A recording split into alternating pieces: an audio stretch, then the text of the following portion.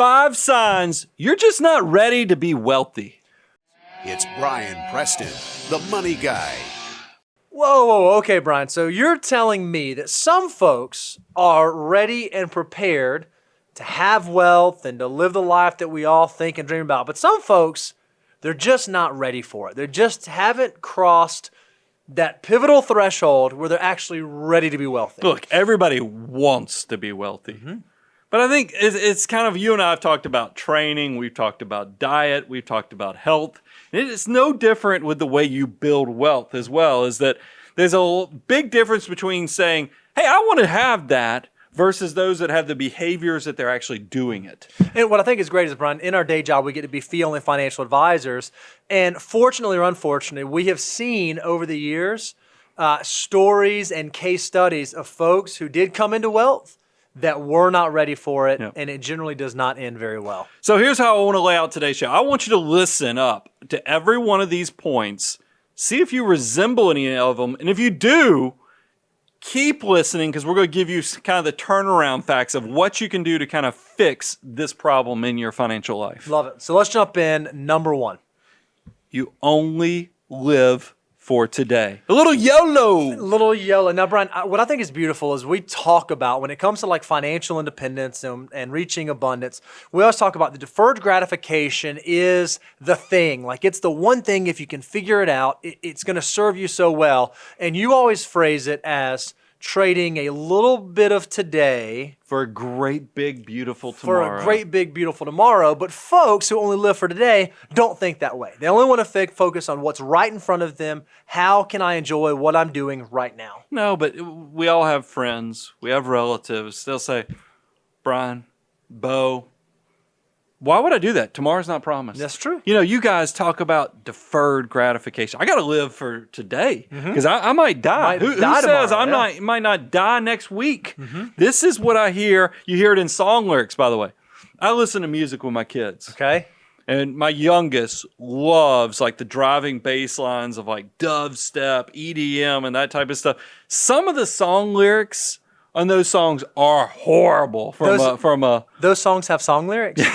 I wasn't actually aware that I'm officially getting old enough that I'm nervous about what the kids are kind of in a trance state, listening to a song that might be seeping in. And there are things, anytime you hear somebody, because here's what YOLO, when you hear a young person use YOLO, it's usually because they're about to do something horrible, a horrible decision that they're justifying because you only live once. Sure. But here's the reality, and I had Daniel, I always, for all my YOLO lovers out there, I want to give you a little bit of statistical data to show you, nope, someday you're going to be just as uncool as Brian the Money Guy. Bo, you're not uncool yet, so I'm not going to pick on you yet because you're still young enough. But everybody, you will one day be in your 40s, you'll be in your 50s, you'll be in your 60s. Not everybody, but the majority of you, because look at this stat, and this is what I think is interesting. From 1860, that's not 1960, that's 1860, there's been a lot of amazing stuff going on with U.S. life expectancy. Okay, let me give you a few interesting points. It's doubled. It's doubled. First of all, if you look at this, in 1860, I would be dead already. I mean, seriously, think about that. The average life expectancy in 1860 was 40, but that's not even the worst of it. We had the Civil War. Sure. The Civil War started, and then look what happened in 1861, 62, 63. It actually went down. Yeah. I should have died over a decade ago, according to that, because there was a horrible thing there. But then, look, even in the 1800s, life expectancy started increasing. Sure. You're looking at this. If you're looking at the graph through YouTube, you'll notice that data was reported in 5-year increments when we were doing our research. And then once again, in the 1920s, you'll see it did go down temporarily. That's World War I. Sure. We actually had another dip in life expectancies, but then we started that march up to where now the life expectancy for a U.S. citizen who's born today is pretty daggum close to 80. Which is double what it was back in 1860. So if you were an 1860 person and you said YOLO, you're really telling someone, hey, you got about 40 years. If you were in 2020 it's not really YOLO anymore if that life expectancy, it's 2. You live 2 lifetimes. So you ought to be thinking about, if you're going to be on this rock for a long period of time, you better not just be thinking about today. You better be thinking about what's tomorrow, next month, next year, next decade look like. Yeah, realize you're probably going to live close to be 80 years of age. So plan accordingly. And that means taking a little bit of today for that great, big, beautiful tomorrow. Now, I feel like a lot of folks who miss this, Brian, that just don't really get it, they don't understand the difference in affluence and wealth, right? They don't understand the difference in those two. And we see a lot of folks that have really healthy incomes and a really solid spot on that side of the spectrum, but they don't understand how to actually turn that into not just living for today and going and buying the nicer house and the nicer car and the nicer watch and the nicer things. There is nothing more disappointing, and you just see the lost opportunity, the lost potential, when we have somebody who reaches out to us who's in there. And this, by the way, we get people not only through the Money Guy show, we'll have people in the community, who've met us, come to us, and we're kind of excited because this is a prominent attorney. Sure. Who makes several $100,000 a year, really good, always driven nice cars. They reach out to you and say, hey, I'd like to sit down. Can we go have lunch? I want to talk to you about my personal finances. You sit down with them and you go, whoa, this person's broke. Like, how do you this person has been making hundreds of thousands of dollars for over a decade, and they have nothing to show for it. This is income statement affluence, meaning you look great. People who see you and they see you in the fancy car, the big house, eating the good meals, they're thinking, that person has it figured out. It's because nobody sees your net worth statement. They just see all these purchases. They see your consumption. They see what you're buying. The reality of the situation is wealth is silent. It's hidden under the surface. There's a reason so many of these books, Millionaire Next Door, you probably live next to a millionaire, don't even realize it. Right. Everyday Millionaires. All these titles of these books, these successful books, is because the reality is to be successful is incredibly boring to the point that you don't even notice these people are there. That's exactly right. One of the things that you have to sort of think through if you do want to be someone who is ready to be wealthy is, are the decisions I'm making based solely on my income statement? I can afford anything if it's $200 a month because I have the income to support it, or am I actually making long-term decisions that are going to build up my balance sheet, that are actually going to add to my net worth statement? Well, think about those income statement decisions, because you can finance everything at $200 a month. You can buy a bigger house. You can get better fixtures in it. You can put another garage door on there, and make a bigger garage, all for just a few $100 a month. It's all about what are you incrementally willing to pay a month.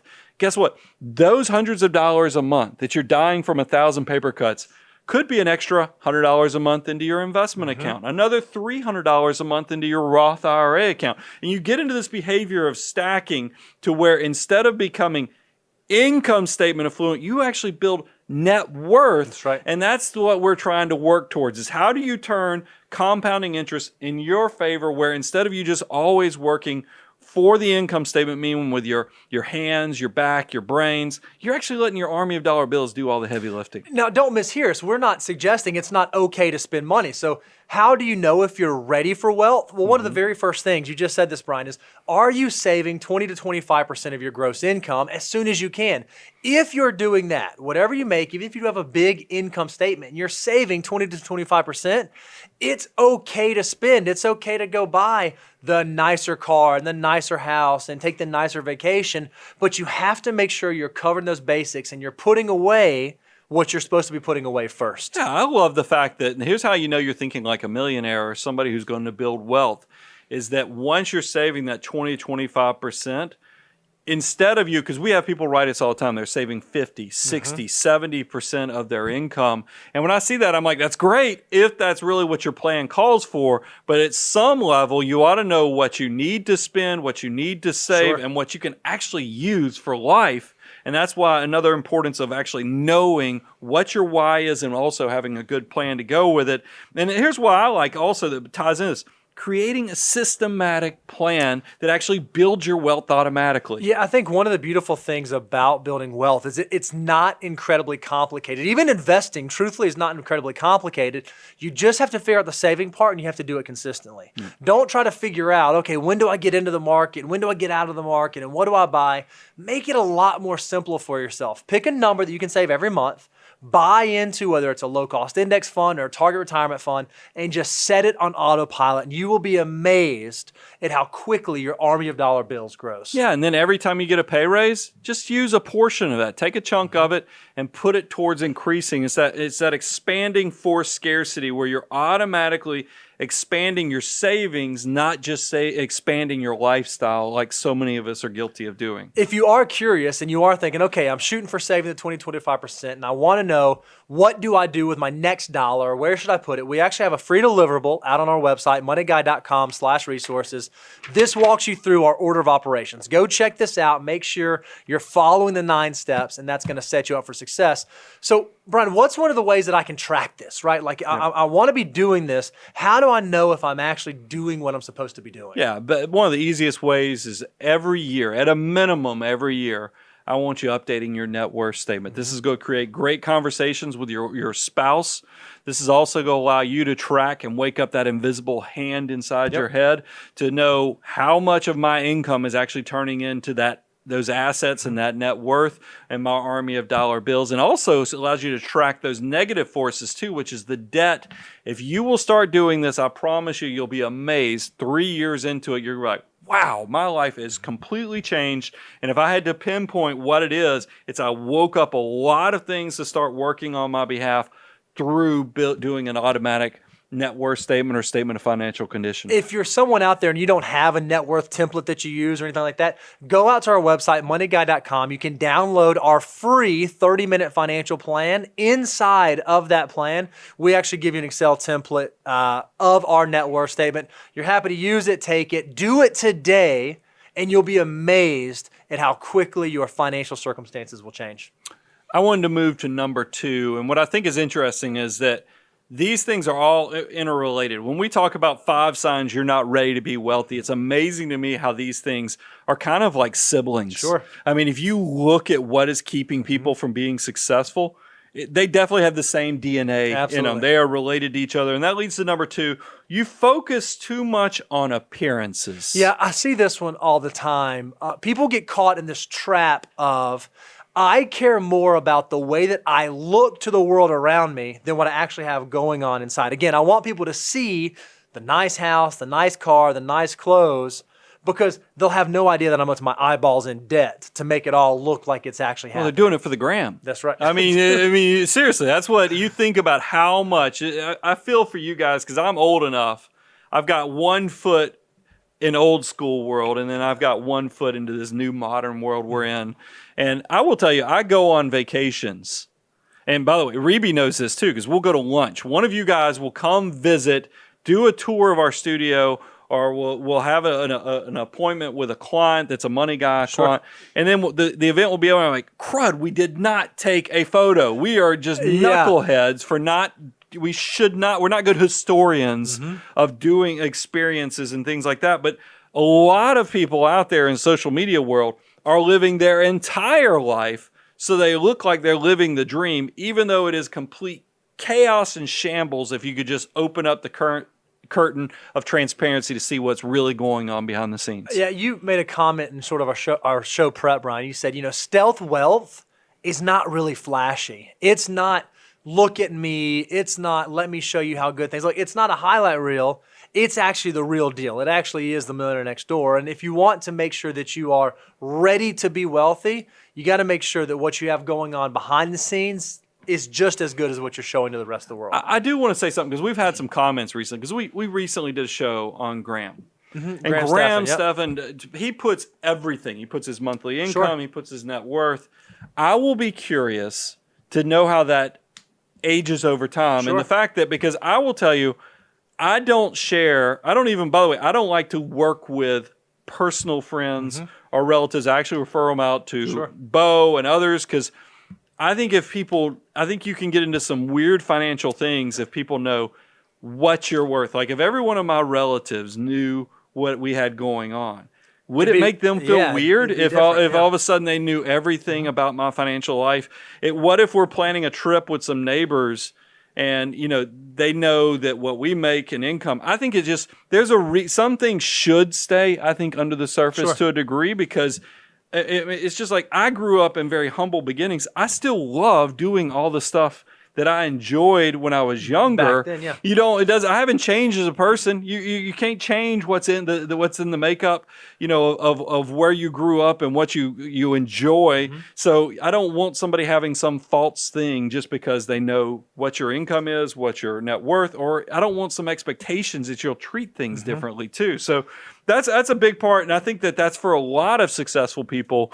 You don't want all the hoopla that comes with more money, more problems. I mean, that really is one of those things that I think people worry about. And so we ask the question, okay, how do people get caught in this? I mean, obviously, there's doing it for the gram, but is there some sort of behavioral psychology? Is there some sort of behavioral finance concept that allows people to begin down this path and get stuck on it? And there is, and we've talked about this a lot on the show before. It's actually called the hedonic treadmill. Again, whenever we use vocabulary that maybe you're not familiar with, we like to go to Webster's or Investopedia or just F2E Daniel.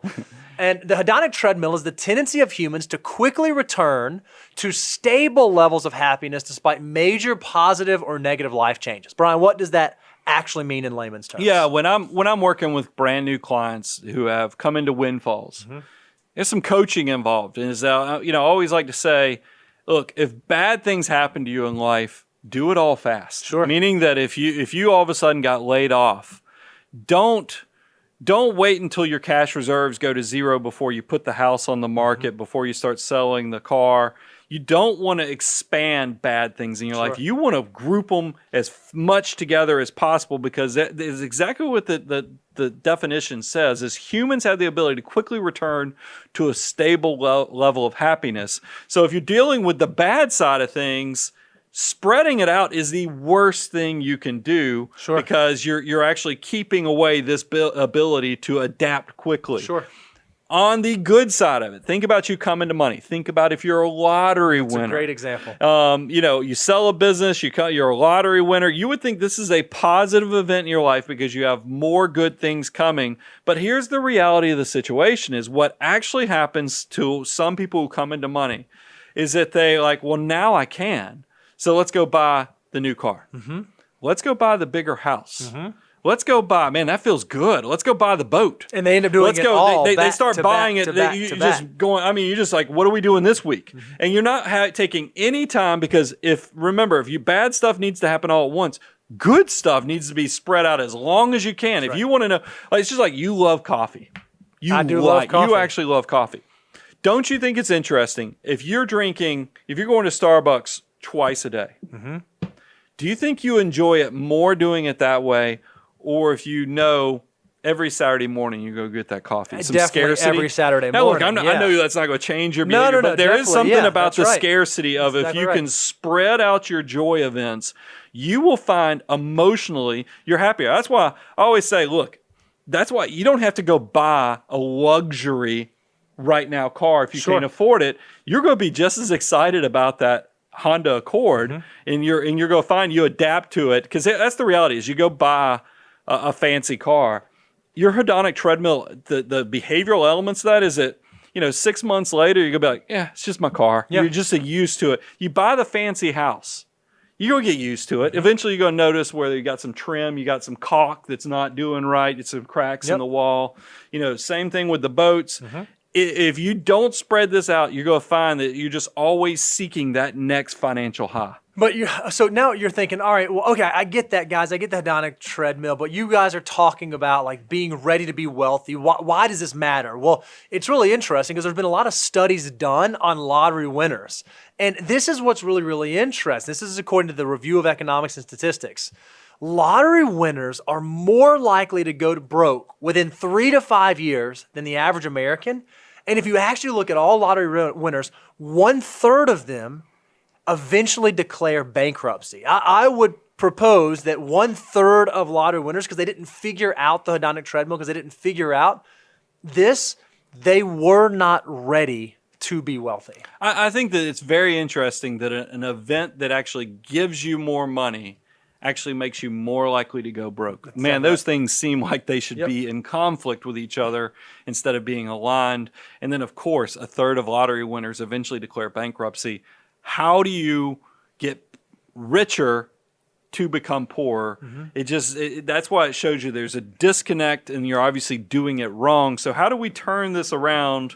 And by the way, let me tell you, because we'd be horrible business people if we didn't give a plug. We are nerdy enough. We actually have a lottery game plan. I've done a show on this in the past, but I'm going to go through this really quick just so you can get a peek into the brains of Brian and Bo, because we just threw this out spitball style in the meeting. The first thing is you need to determine if you win the lottery, here's your game plan. Okay. Figure out if you live in a state that you don't have to claim it in person and don't have to have your name displayed in the marketing literature. Because perhaps if you can claim it anonymously, you can prevent everyone from knowing you're now the new guy that has $1 billion in the bank account.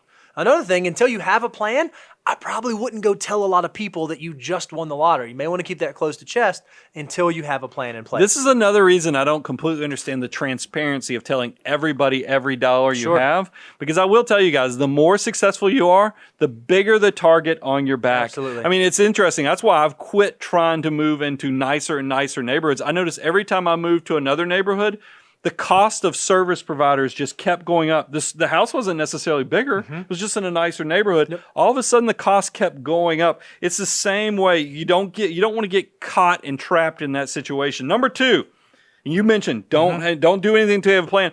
Don't forget your A-team. And when I'm talking about the A-team, I'm talking about you got to have an accountant. You got to have a financial advisor. You got to have an attorney. You got to have all this. And remember, this is all before we've even turned the ticket in. And then don't do anything until you have this all figured out. Until you have the plan. Sign the back of the ticket, put it in a safety deposit box, get all these things figured out. And then here's the last thing to give you a little permission, because I want you to have some happiness. Sure.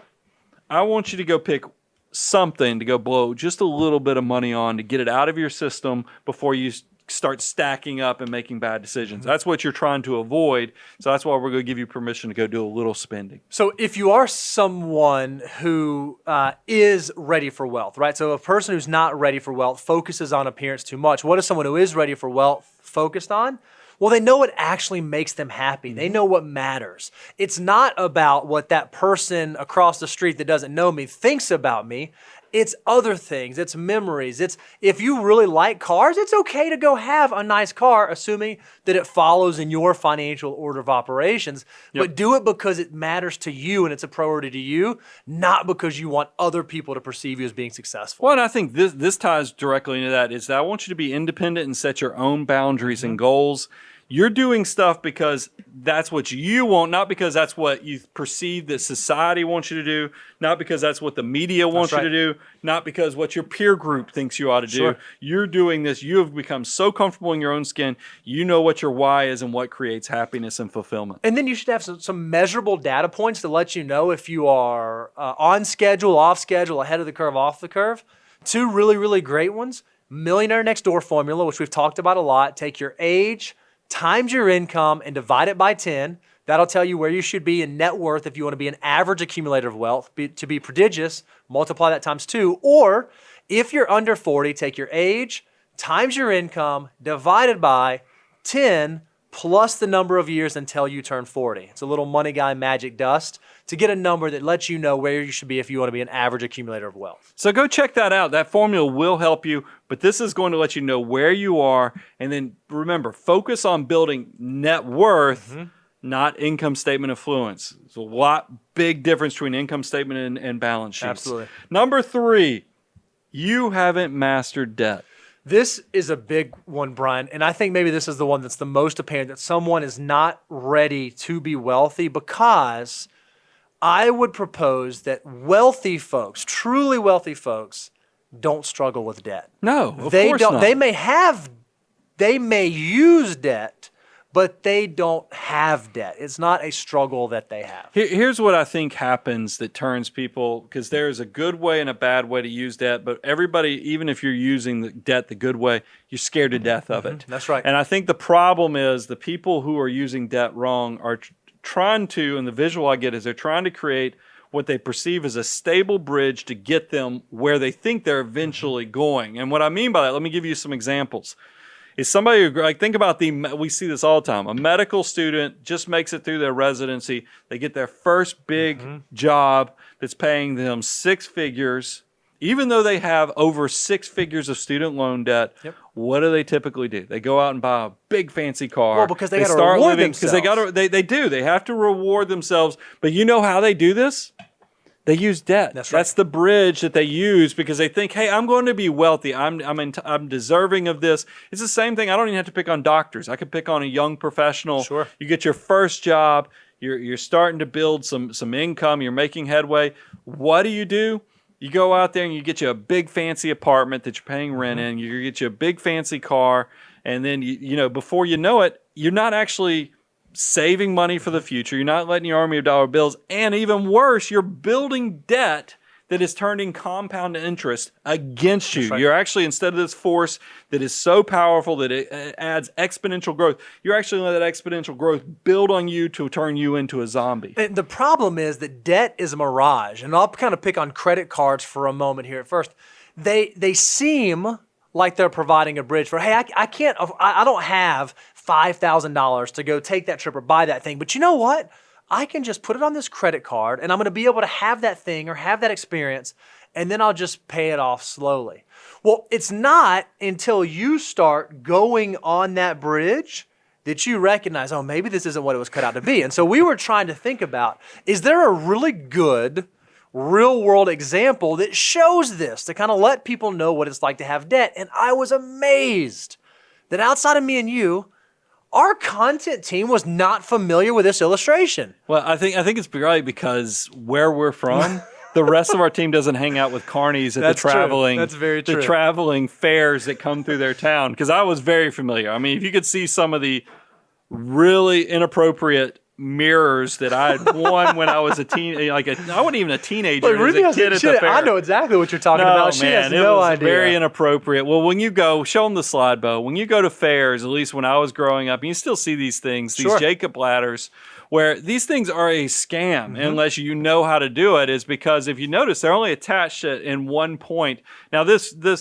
carnival worker's being very nice to this young lady. No, he's not. He's setting her up. That's what he's doing. He's not being nice. If you notice, he's stabilizing by having an arm on there. As soon as he takes his arm off, that thing is going to start spinning around because the center of gravity is where it's at. But it's impossible. It looks like a stable bridge. That's why they collect your money. But then you get whipped around and thrown off of this ladder. And that's the way credit cards are. Exactly if you are not paying credit cards off monthly, you are in complete failure status because they are just a sucker's bet if you're not handling that debt correctly. Now, if you're watching this and you've never actually done a Jacob's Ladder, what's really, really interesting is when you start, you're like, oh, I got this. This feels pretty good. No problem. I've got no issues. Credit card debt is the exact same way. But the further you go along, the higher up on that ladder you get, the more precarious it becomes until you just can't hold on anymore. And before you know it, you're upside down. That is a perfect illustration for debt. So if you're ready to be wealthy, you do not struggle with this. But this is what I think is really frustrating. Or not frustrating, maybe it's just interesting, Brian.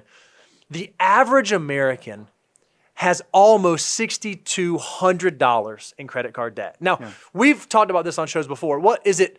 60% of Americans could not come up with $1,000 for an emergency. That's right. Yet, the average American is $6,200 in the hole on debt. Yeah, and if you think about this, because there's one other stat, is that 47% of households carry this debt. So when I see the average, I mean, you know that, because here's the other stat that I had was that 60% of all credit cards carry a balance. Well, now that's not users, because here's what that means to me when I see a stat like 47% of users carry the credit card debt. That means that some of these people are carrying multiple credit cards, carrying multiple balances, and that's sad. That's not healthy use of debt because once again, you're turning compound interest instead of it being a force of good for you. You're turning it completely against you, and it's just hard to get out of that quicksand. All right, so Brian, we've talked about the tool and how dangerous it is and how it can hurt you and how it can harm you. if you're somebody listening to this show, what are some ways that we can be ready for wealth as it relates to debt? What are some ways that we can master debt? Are there rules of thumbs we can follow that will keep us in line? Yeah, let's go through these pretty quickly. First of all, because these are the common debts that you have to worry about. Credit card debt should never exist. That's the rule of thumb. Yeah, it just Don't doesn't have exist. You should never have credit card debt. You can use credit cards. I have no problem with credit card use, but if you ever carry a balance over to the next month, you're doing it completely wrong. That's a failure. Probably need to go somewhere much more drastic if you can't handle basic discipline. Let's talk about cars. Cars are financial napalm. These things, they're horrible. Think about it. I mean, we talk about all the things that are obstacles towards your success. We talked about credit card interest is horrible, but cars are also horrible. They hit you in multiple ways. They depreciate like a rock. When you buy a car, it is going to depreciate very rapidly. You also are going to have maintenance costs and have to put fuel. You're going to have to put tires. This thing's going to cost you money to actually use, plus insurance. And then, and it's just one of those things where as it depreciates, as it starts to break down, you're paying money. It's just an asset. It's amazing they even call it an asset. It's an asset. Use asset. It's a use asset that is costing you money to run it, as well as it's going down in value every year. So we've tried to put some guardrails up to keep you from running your financial life off the ditch because of a bad vehicle purchase. So here's what we came up with. Non-luxury brands. Because look, I think we are more flexible. We are more grace-filled than some other financial advisors and financial pundits, and the fact that we actually let you go buy a new car. Now, look, I love used cars. I think everybody always looks over that, is that if you buy a used car, that's great.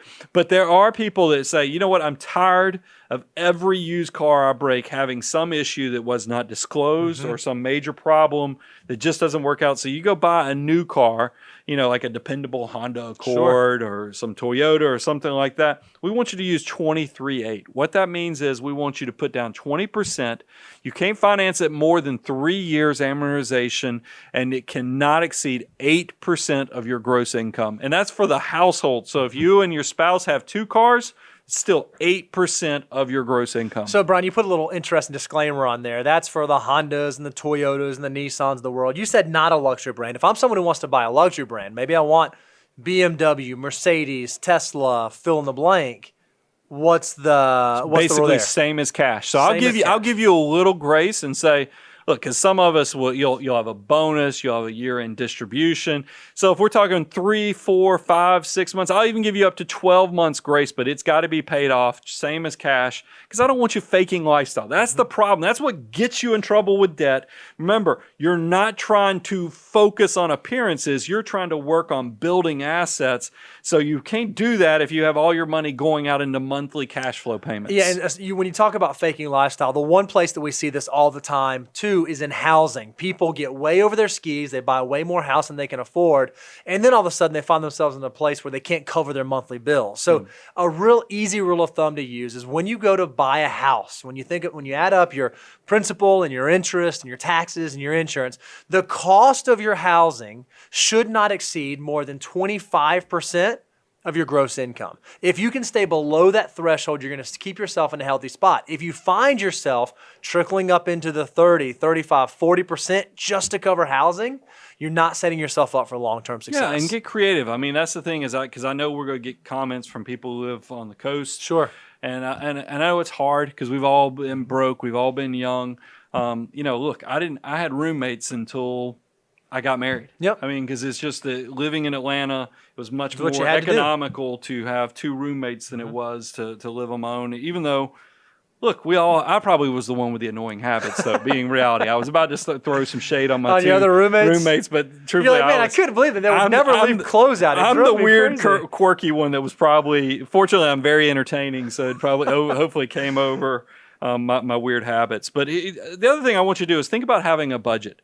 How can you create an automatic savings plan? How can you focus on having a financial plan for the future if you don't know where your dollars are going? Now, look, I've told you, and you've said it too, we don't actually personally love budgeting. Right. Because I like muscle memory. I like that I have a cash management plan where I'm automatically saving what I need to, when I need to, and it's going to get me where I want to be financially. But there's a lot of you guys, you don't get to muscle memory unless you actually started some hyper discipline and minimalism in the beginning. So that's why go make sure you have a budget so you can start building that habit and graduate beyond, so that once you're saving 25% and you've got all these limits in there, you can do what you need to do. And I think another thing, Brian, you said, because we're talking about, this is the section we're talking about using debt and mastering debt.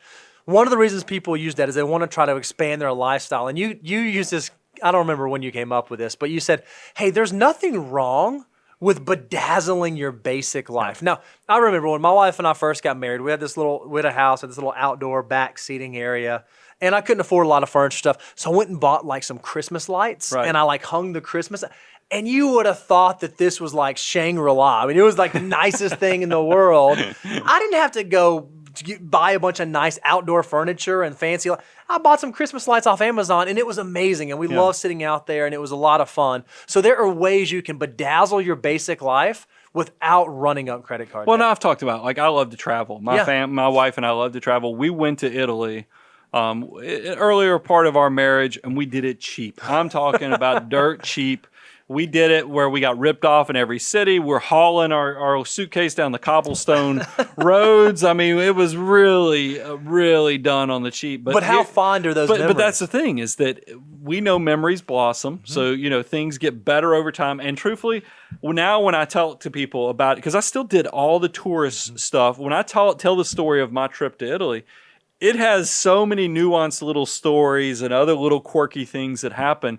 It's outstanding. We still got the great experience that's going to blossom, but we just didn't break the bank to do it. So I don't want you to think we're telling you be a tightwad, be an Ebenezer Scrooge, not enjoying life.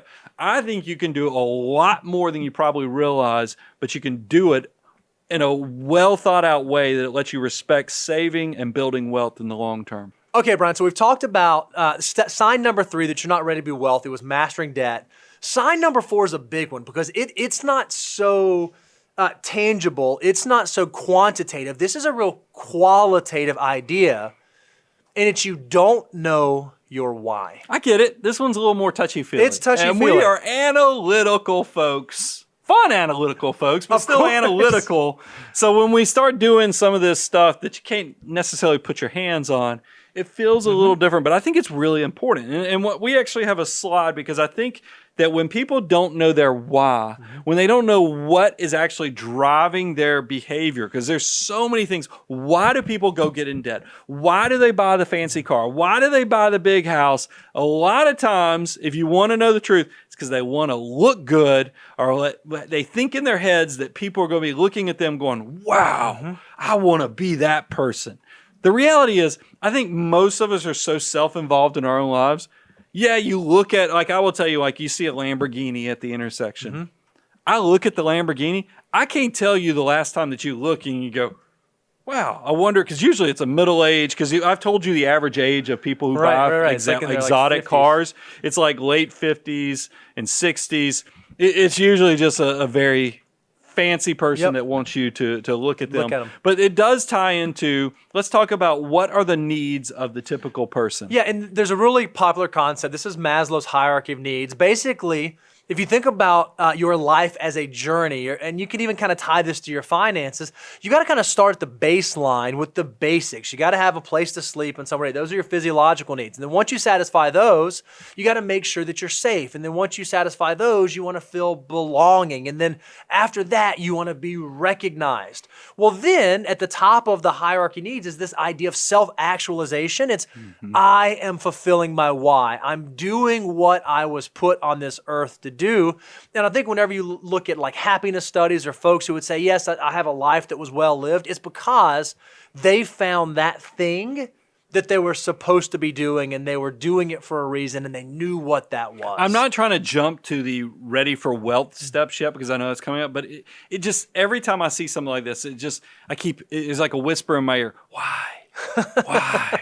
Because every one of these steps on this, if you were looking at this, walking up this mountain of needs, I mean, this pyramid of needs, every one of these has a why that you're focusing on. And I think that's a big thing if you can put that, because what you're trying to avoid is that midlife crisis. Yep, absolutely. I mean, because how often does that happen? I'm old enough that I've actually seen a number of my friends fall into those traps, or I think they get on a journey and then they get in their 40s and they're like, what the heck am I doing? They turn into a Talking Heads song and they're like, wow, I don't even recognize this life that I'm living. So it's pay attention to those things. And this is where substance abuse, I mean, we're in 2020 right now. Weird year. I mean, 2020 is going to be one of those years that I think when Prince wrote Party Like It's 1999, if Prince was still alive, he would recast that song with 2020 lyrics, because it's just one of those years that I think we're all going to celebrate the closing out of it. And then this is the stress, the struggling with the basics. So let's pivot and talk about, how do you know you're ready for wealth when you do have these needs, these need to know your why? How do we focus on this? Yeah, one of the things we always talk about is it's pretty easy from a mathematical standpoint for us to tell someone, hey, you're ready to retire, or you are at financial independence, or you've done the things that you need to do. The question we always follow up with is, all right, we've said that you have the money. Now what? We know what you're retiring from, what you're walking away from. Well, what's that thing that you're retiring to? What's the thing that you're ultimately moving towards?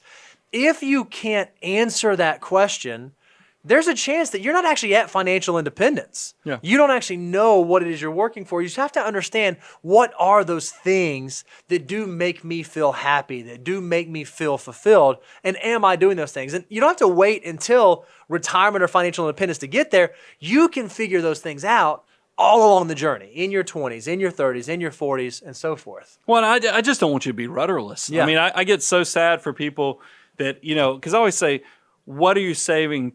What are you saving for? And people say, oh, I just want to have $10 million. Oh, yeah, I'm trying to hit a number. Wait a minute. You just have a number. What is that? What's it? 5 million or 10 million, whatever your number is. What do you think that's going to do for you? I need to actually know what that number means to you, so we can turn the dream into goals. Because here's the reality, guys.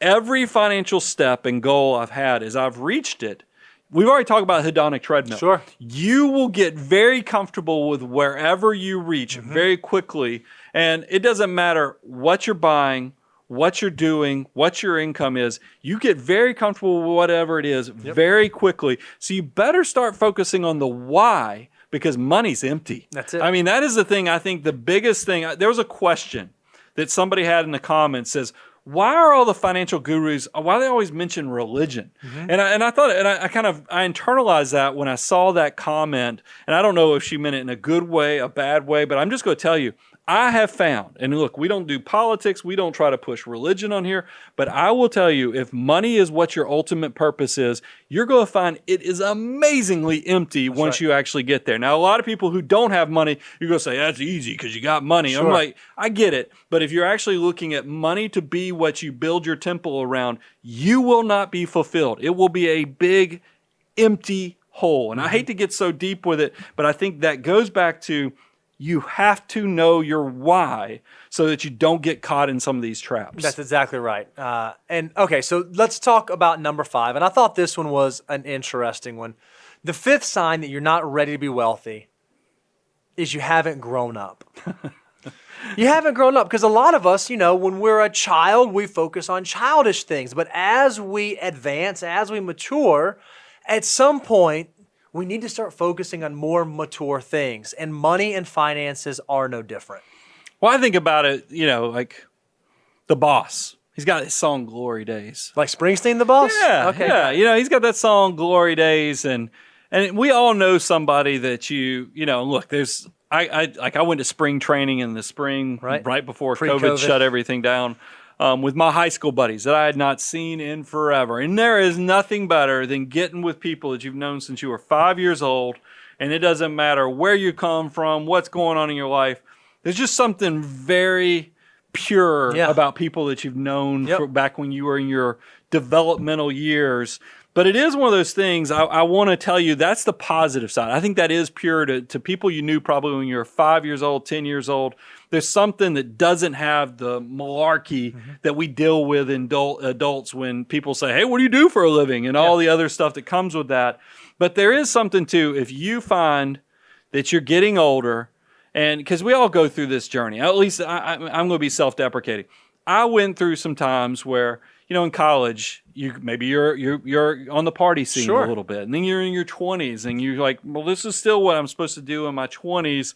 But you're going to find as you get older, some things that you did just change. What creates happiness for you, what you want to do with your time is going to evolve. And I think that happens financially too. Yeah, I think it's interesting. I bet, Brian, when you and this group of guys that you've been going on these trips with for years and years and years, I bet when you were 18 or 19 years old, the conversations you had and the things that you were focused on and the things you were thinking about were one thing.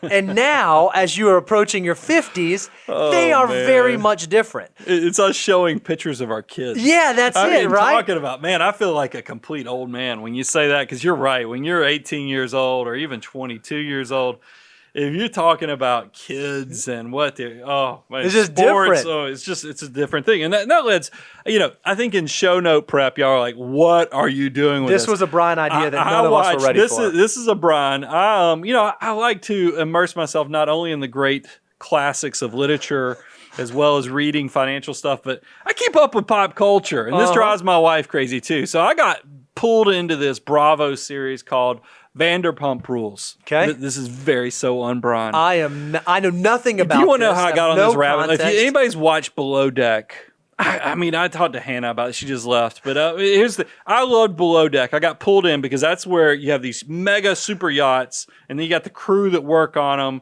and then you got these people that come on, and I was like, man, this is pretty cool. Well, because I watched this on Hulu, it was like, well, if you like that, you're going to love this. So I went on this Vanderpump Rules binge fest, and here's what I think is interesting, and it applies to today's show and point 5, you haven't grown up. This show started, I think, in 2012. Okay. And it has followed these young 20 and 30-somethings all the way through, we're 2018. By the way, if we showed you the first season picture, it's about half these people, because half these people are either brand new hires or they're the boyfriends or spouses of these people. And I think they had to bring in more people because the reality is the 30-somethings that they covered in season 1, some of them have gotten married.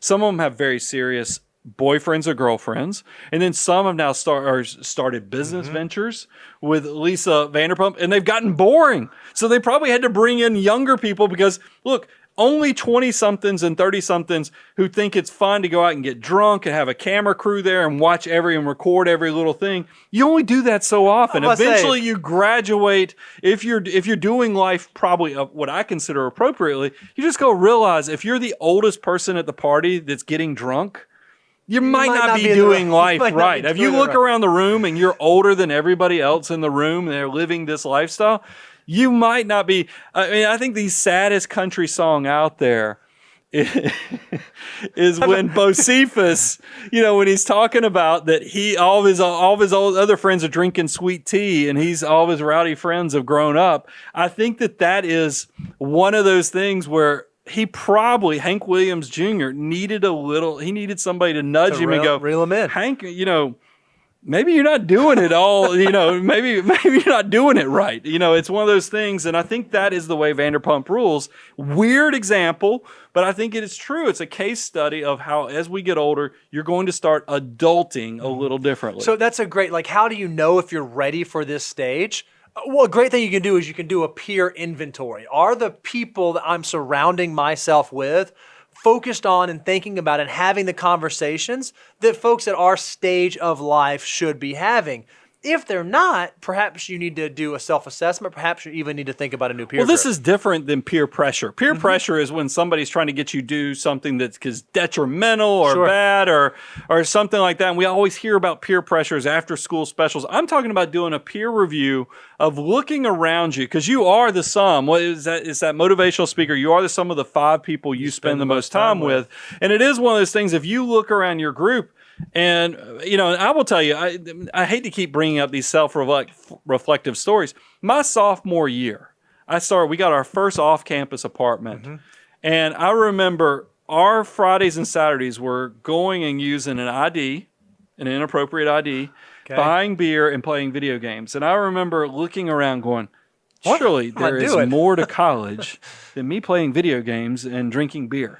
And that's actually what I decided to go into. I went into the Greek system as a sophomore, because I was independent all my freshman year because I just wanted more out of college. Sure, and I think that you have to look at your life and ask, do I want more out of life? And am I going to be a proactive player in making that happen? And, and Bo, you say this all the time, and this is a 7 habit of highly effective people.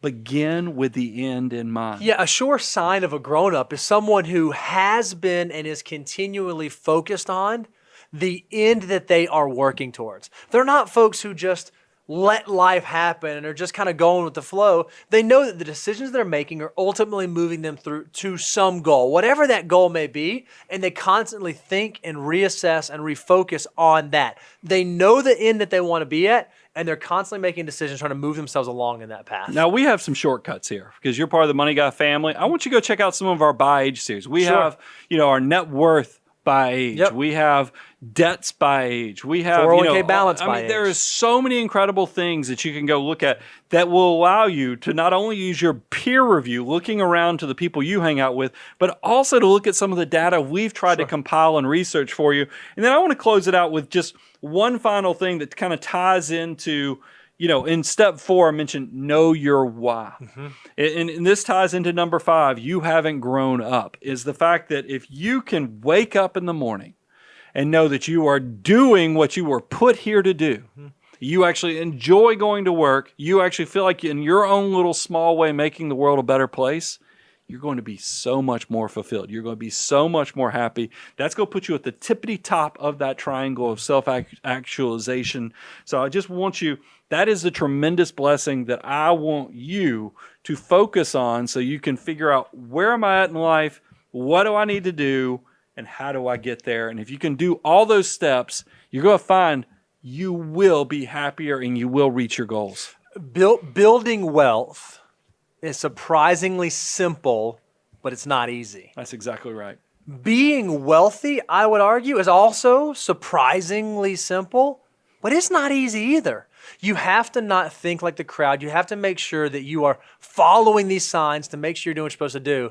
And if you can do that at an early age and figure that early on, you're going to set yourself up for a great, big, beautiful tomorrow. Yeah, you got it. Walt Disney would be very happy with you. So here's the thing, guys. Close to 100,000. Go ahead, please make sure you subscribe to our YouTube channel. I also want you to go out to the website. Bo described it earlier. We have free resources. That's right, completely free. Just go to moneyguy.com/resources. One of the big things that usually people want is they want the financial order of operations. Yep. They want, what's the fancy name for how powerful are your dollars? How powerful are your dollars? Go check out those things. And then don't forget, we work with clients all across the country.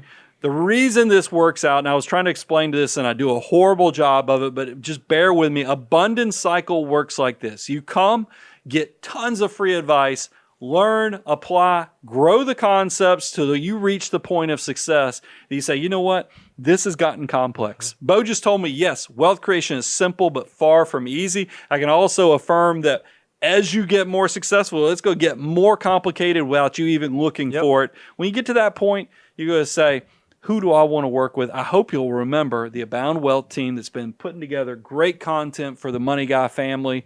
So guys, consider that. That's the Abundance Cycle. Go check out the free resources. Thank you, thank you, thank you for all that you provide to the Money Guy team. And we're going to keep creating great content. Got a new employee starting in the, next 2 weeks? That's right. So that couldn't be possible without you guys investing in the show as well. So hopefully we haven't nicknamed him yet, so we'll go soft on him pretty easily in the beginning. But thank you for all the support, guys, and we'll talk to you soon. Money Guy team out.